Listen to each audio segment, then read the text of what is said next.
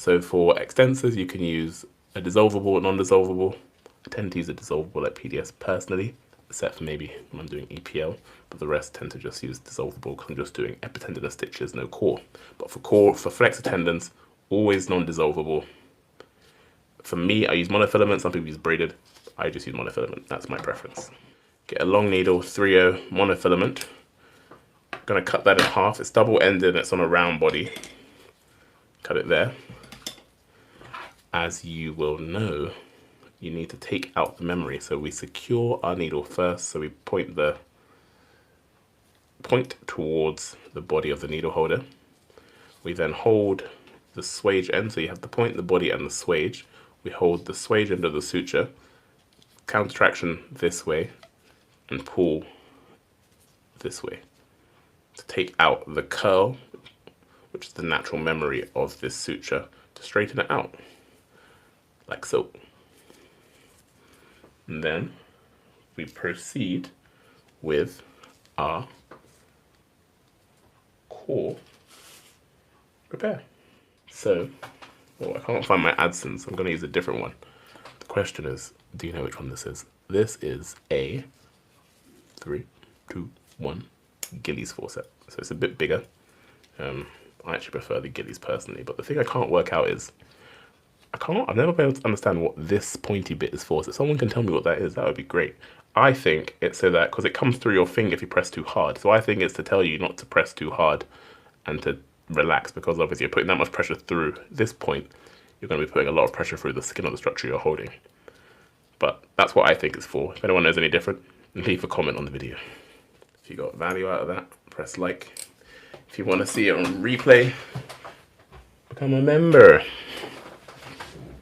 We go weekly live every week, so you can join, and if you become a member, you can also comment. We cover skin, tendons, trauma, nail bed repairs, lots of different things. So next I said I was going to talk to you about the figure of 8. So I'm going to cut this out. This is one of these simulation tendons that we use in MedSync. Maybe one day I'll show you. We've got a paper on it actually, on how to make these, so you can Google that. If you can find it, you deserve it.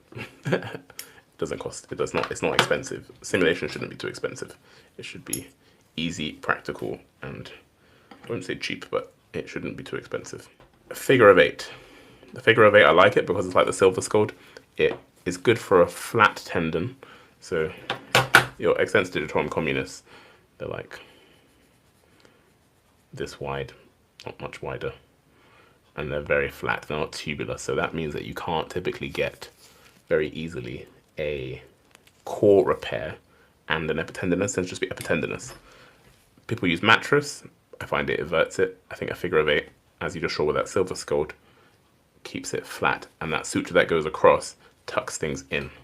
So if you've ever done a nail bed repair and put the nail plate on, use the figure of 8 stitch to do that. If you've ever done a hemostatic stitch because something's bleeding, general ooze, figure of 8. So figure of 8, it's 2 parallel to the wound bites, or perpendicular to the bleeding vessel.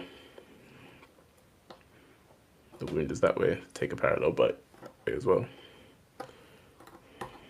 And it's for a flat tendon. I wouldn't do it for this. And it's not an epitendinous for a core, it's just a technique to bring that flat tendon together. And then you'll see that when we tie these sutures, it will be a figure of 8. 1, 2.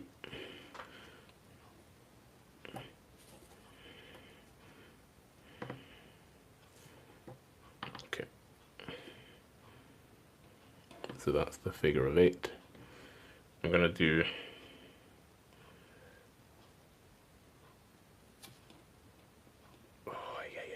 just retightening that, and then we do 4 more.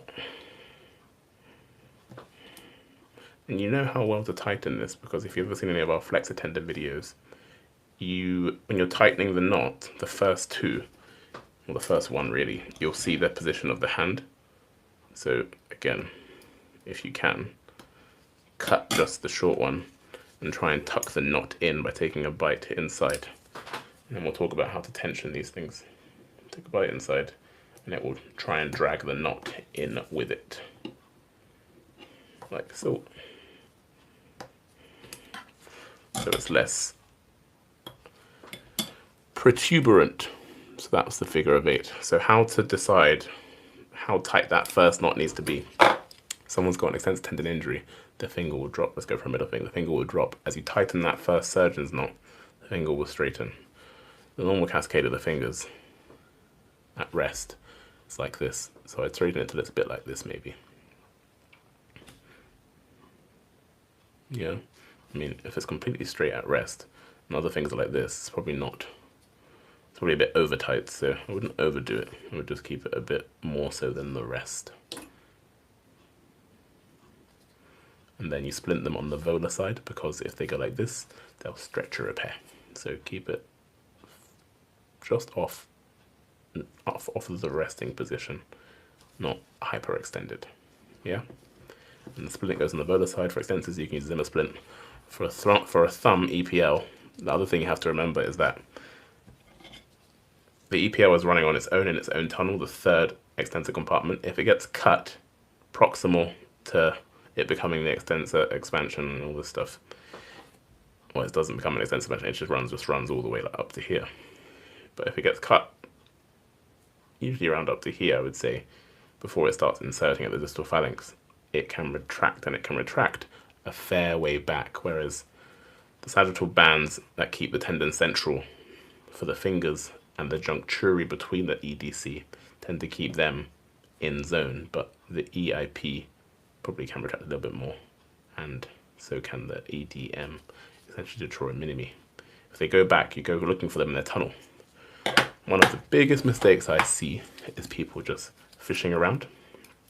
One thing you can do if you're looking for a tendon is just lift up the tissue where the cut is and just look where the hematoma is, and in that tunnel is where you put your tendon retriever or your forceps or artery clip to bring out the end of the hematoma, because there's probably going to be a tendon attached to it.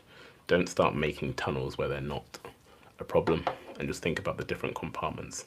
APL, EPB, ECR, OCB, EPL, EDC and EIP, EDM, ECU, going from radial to ulnar. So that was the cruciate repair and the silver scald. If you need to do another type of core repair for the EPL, you can use a modified Kessler or an Adelaide, that's fine. You can do a continuous epitendinous. You can do a mattress, and you can do a continuous for just simple EDC epitendinous repairs without a core. But I thought I'd show you two that aren't covered so commonly: the cruciate core and the figure of 8, which I use for both EPL and the figure of 8 for my EDCs. If you got value, press like. If you want to become a member, you can comment on the video in the lives and get access to the members only content. Head to medsyncltd.com/community for more. See you.